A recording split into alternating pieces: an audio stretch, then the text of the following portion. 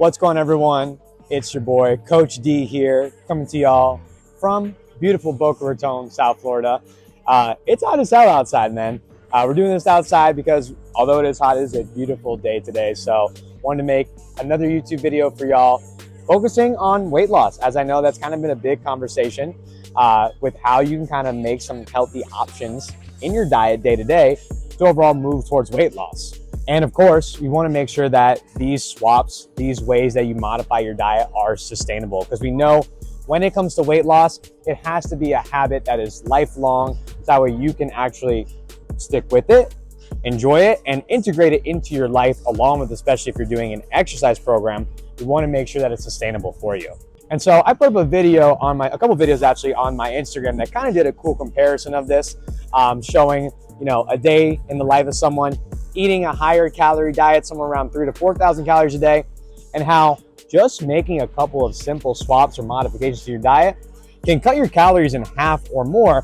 It still makes you feel full, they still taste good, they're cost effective, and ultimately, again, just support you in everything you're trying to do in your life, whether it's just being healthier or trying to crush some goals inside the gym. Because let's be honest, if you're just constantly trying to force yourself to eat kale salads and just starve yourself with boring food, is that going to work for a couple weeks? Maybe, but it's also boring and it's not probably sustainable for 99% of us in our life, myself included. I'm a coach. I've been coaching for almost a decade here. I'm active almost every day. I work out, and I'm not doing that. In fact, I eat a lot of foods I enjoy. I don't starve myself, and I still can reach my health and fitness goals, and so you can as well. So what we're going to do here is we're going to break down our 4 major kind of food times. We got our breakfast, lunch, dinner, and snacks. And I'm going to give y'all some examples of, probably if you're someone who's looking to lose weight, you're a busy professional, you find it hard to get, nutritious, dense food that is satiating, but is also good for you. I'm going to use some examples of what that might look like. And then I'm going to show you how you can combat that and do some good swaps or some modifications for each of those meals, so that way you start working towards your weight loss. All right, first one we're gonna start with, Coach D's favorite meal of the day is going to be breakfast. Now, if you are someone who does have breakfast on a routine basis, and let's say you're very busy, right? You're going through, the McDonald's drive-through, you're going through the Chick-fil-A drive-through, which we all know Chick-fil-A breakfast is amazing. I mean, heck, McDonald's McGriddles and pancakes, phenomenally tasty, but they're quite calorie dense and not necessarily the highest quality of nutrition. So if you're that person that finds yourself going to the drive-thru every day of McDonald's, Chick-fil-A, there are some simple swaps you can do that are going to help you out.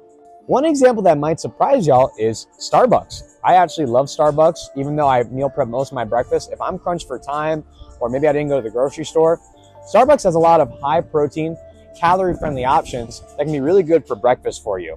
So for example, they have their egg bites. They're like egg whites mixed with some vegetables inside. They're about 150 to 200 calories, got over a dozen grams of protein. It's not very calorie dense, and they taste very, very good. Mix that in with maybe a yogurt, like an Oikos yogurt that is low in calories, high in protein, maybe a piece of fruit like an orange or a banana, or even a protein drink, and you got yourself a nutritious, very satiating, low-calorie breakfast that, hey, is easy to get on the go. And even fast food nowadays can be quite expensive, right? So you're going to McDonald's, maybe you're spending $5, $10, maybe $15 per meal, especially if you're getting their iced coffee and drink, versus, well, maybe I can spend the same amount or a little bit less by, doing half of it at a Starbucks and then half of it somewhere else. The other big one that trips people up a lot of the times is their coffee or whatever caffeinated beverage they have. Right, you're going to McDonald's, you're getting, a large iced coffee, you're getting a lot of sweetener, a lot of extras on top. Delicious, yes, helping with your energy, amazing, right? It's got caffeine, but some of them might be 200-300 plus calories. And admittedly, even if you go to Starbucks, right, you're getting the venti, iced latte with, 3 pumps of classic, and you're adding the whipped cream on top, and you're adding all this extra stuff, which is super tasty, but it's very high calorie. There's ways that you can make it a lot more calorie friendly. Obviously, you can make coffee at home, right? Where maybe you do like a Nespresso, right? The instant coffee where you mix it with like a sugar-free substitute, like a stevia or a sugar-free vanilla syrup. Add some almond milk that's low cal. That's one option. Or if you're out of Starbucks, maybe you get something like a shaken espresso, where you have less calories, and then you can mix it with some almond or soy milk or a low percentage fat milk, and then add a stevia sweetener, so it also has less calories. You're probably going to keep it anywhere between 20 and 100 calories for your morning coffee versus having something that's 300-400 calories plus. So that can be a huge game changer. Pastries is another big one, right? Let's say you're going over to Dunkin' Donuts, whatever the hell they call it now. I think it's Dunkin'. You're going there and you're getting, a couple of donuts and maybe a sandwich there. Well, let's say if you are going out and you're getting pastries or donuts, maybe from Publix, whatever, and you're like, man, this is all I really have time to get, or this is all I had at home, or I went into the office today and they had pastries available for me. This is where kind of that lowering the portion size can be better. So if instead of 2 donuts, you have 1 donut that day. Or if you have, maybe the donut that is, chocolate icing with the sprinkles and extra stuff on top, you go for the plain. Or maybe even cut the donut in half. So instead of having a whole donut, you have half of one instead. Those are some really good ways that if you have no other options, you can control the portion size to cut the calories in half. And some other ones that I have found to be very helpful, like I mentioned, the Greek yogurt, things like an Oikos 90-calorie yogurt is really, really good. Sugar-free, super high protein, really tasty too. Having those sweetener substitutes like a Splenda or a vanilla syrup that is sugar-free. And then of course, you can do things like protein drinks in the morning. Maybe you make one yourself, you blend it with some low-fat milk, some whey protein. You can also do maybe pre-portion shakes like a Pure Protein, Premier Protein, a Muscle Milk, whatever flavor or brand that you like. They're usually under 200 calories, pretty tasty overall, and they're quite filling because they're liquids that can really help you as well with your goals. And of course, some other examples, if you're someone who likes to cook at home and you're willing to dedicate time to that, you can meal prep some scrambled eggs, hard-boiled eggs. You can do egg whites. You can even make oatmeal at home, right? Maybe you portion your oatmeal with some powdered peanut butter, some cinnamon, a little bit of honey for some healthy sweetness.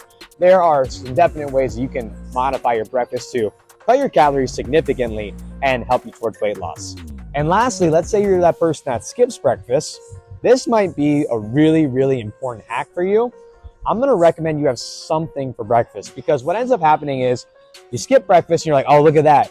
I'm at 0 calories for the day. And I'm only going to have lunch and dinner. I'm going to be set. But what happens, right? 11 o'clock, 12 o'clock creeps around and you are starving. You're like, if I see a Domino's pizza right now, I'm going to house this thing in 2 seconds. It's going to get deleted off my plate. And so in most situations, there's rare exceptions with some clients where they like the intermittent fasting and it works for them. But most people I've noticed anecdotally, that kind of behavior of skipping breakfast and waiting until 1 or 2 o'clock to have your lunch tends to lead to a binge behavior where you just end up eating more calories anyway. Better to give yourself a small breakfast, something like I said, like a protein shake or a piece of fruit, a protein bar even, something to give you just a little bit of energy and a little bit of calories to help sustain you until you get to lunchtime. All right, now for lunchtime, right? So you got your breakfast dialed in, right? We modified the coffee, we got some good protein in. Now, how do we attack lunch? Typically what I see is that people maybe go out to eat for lunch, whether it's they're going to Chick-fil-A, maybe McDonald's again.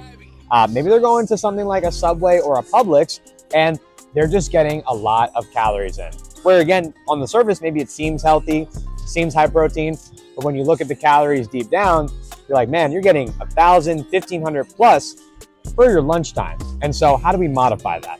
Chick-fil-A is a great example. I know that's usually a very popular spot for lunch for people, or maybe you're getting the fried chicken sandwich, a large fry, and maybe you're getting a large Coke or a large sweet tea, which again, high protein, probably gonna be filling by the time you're done, but a lot of calories. You can modify this by getting a grilled chicken sandwich or even the grilled nuggies. And trust me, you might be like, Coach D, I ain't doing that grilled chicken sandwich shit. That is not tasty at all, that's boring. I'm telling you, the grilled chicken sandwich is actually very, very tasty and is quite slimmer on the calorie side. So don't knock it till you try it. I promise you're gonna like it. But you do that chicken sandwich, you get a medium fry instead of the large fry, and instead of doing a full large Coke, bring yourself a Diet Coke and get a Diet Coke there. Before everyone freaks out about, but Coach D, the aspartame. Aspartame is not gonna give you cancer. Aspartame is not gonna make you sick or unhealthy. What is gonna make you sick and unhealthy long-term is having obesity, right? So if you get your weight down and having a Diet Coke or a Coke Zero helps you out, that's gonna be the way to go. And again, swapping out that Coke for a Coke Zero, making the fries smaller, and making it a grilled sandwich, that right there, those small little tweaks, you might be cutting the calories in close to half. So give that a try if you're going to Chick-fil-A. Another popular spot, Publix, right? If you're in the South, Publix is a great spot. Maybe you stop there, you get a pub sub, or maybe you bought one the night before to take with you, right? I love pub subs, they're awesome. But again, if you do, a chicken tender sub with fried chicken, you do the foot long, you're adding a bunch of cheese, bunch of deli meats on top, the calories can add up real quick. Throw that in with, Lay's classic bag of chips. And again, maybe you're getting like a sugary drink again. Maybe this is where you're having your second caffeinated beverage. You're getting a Red Bull that's not sugar-free. Now you're already approaching 1,000 calories. So to sub this out, what you can do is maybe get half a sub instead, or if you really are getting at the foot long, go for a lower calorie deli meat, something like oven roasted turkey breast, blazing buffalo chicken breast, right? Turkey and chicken are usually a good go-to as a substitute as opposed to the fried chicken or ham. On average, tend to be a little bit lower in calorie. So making sure that most of it has vegetables on it. You can have some cheese as well. Maybe even have a low fat or a fat-free cheese. That can be a great substitute. If you're getting chips, maybe sub it out for something like a pure protein chip where the calorie count is a little lower and the protein is a bit higher to be more satiating. And of course, if you're like, I gotta have my second caffeinated beverage, well, instead of the Red Bull or maybe that Coke that you're having again, you can do something like a Celsius, an Alani, or a sugar-free Red Bull, where it's anywhere from 0 to 10 calories. You still get the energy, it tastes really good, but you're saving yourself maybe 200 plus calories that you otherwise would have at your lunchtime. And let's say you're like, you know what, man, I don't know about making these swaps. Again, what's kind of changed over time that we're kind of noticing, especially in the economy right now, is that fast food isn't necessarily as cheap as it used to be.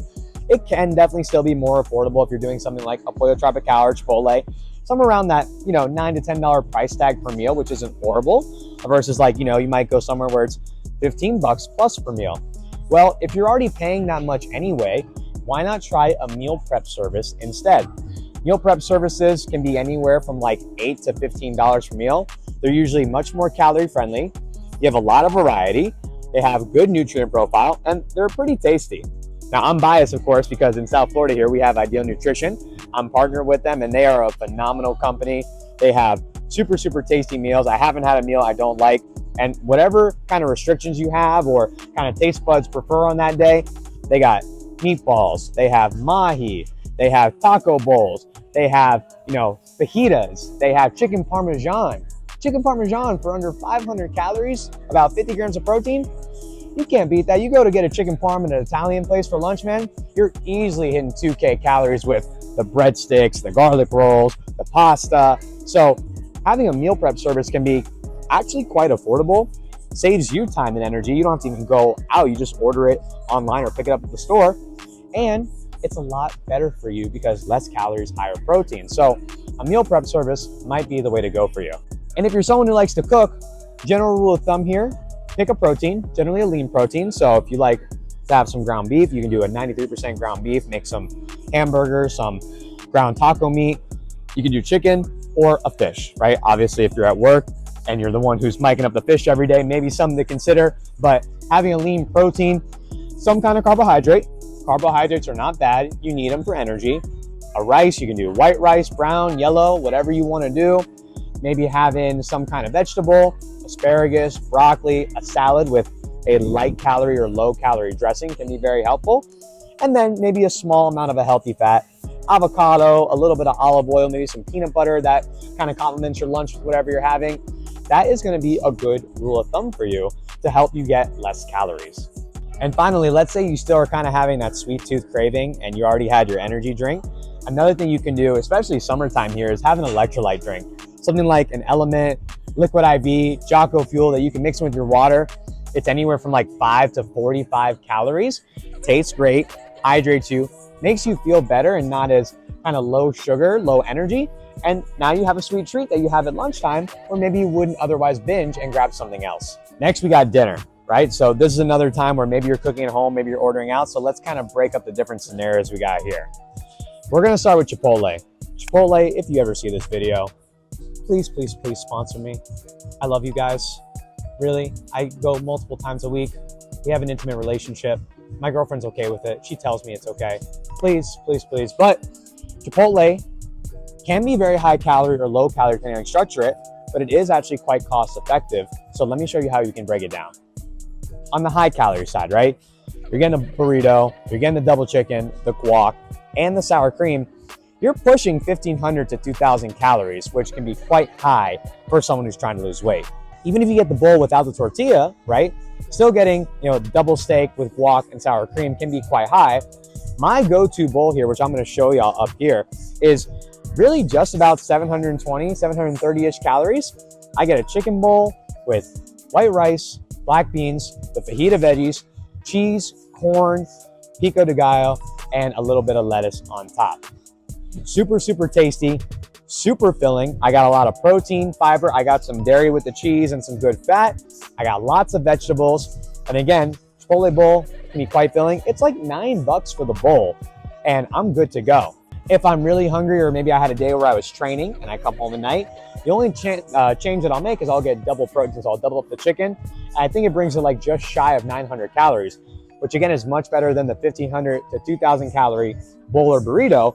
I'm almost cutting my calories in half just by making that small tweak to my bowl, and you're saving yourself a little bit of money as well. Or let's say you're like, you know what, I'm cooking at home. Again, some simple things you can do. Make it very similar to your lunch, right? A lean protein.